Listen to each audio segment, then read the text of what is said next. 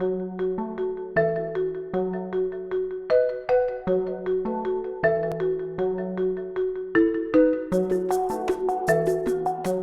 do advisors really need to know right now about MLPs and what their future is and how to invest with them?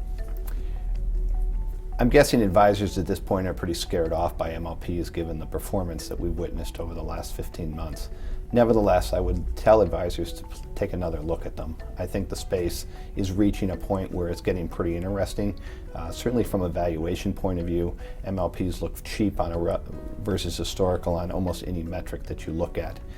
Additionally, certainly the commodity overhang has been there, but commodities are cyclical, and we do think that we are starting to come to a bottom here in oil prices.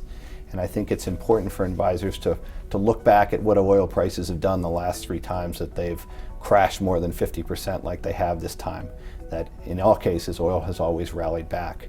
And when we look at MLPs, first there's the part of them that is appealing to investors, which is a tax-deferred yield and very strong income.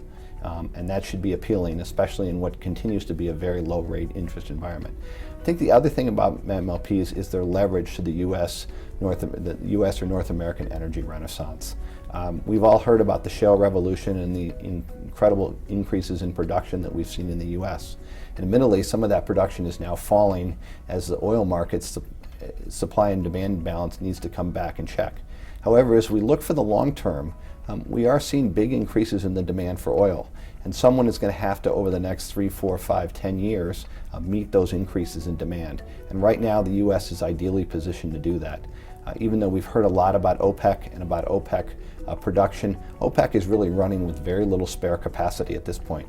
And quite frankly, the only country or the only place in the world that really has excess supply that can be tapped is the U.S.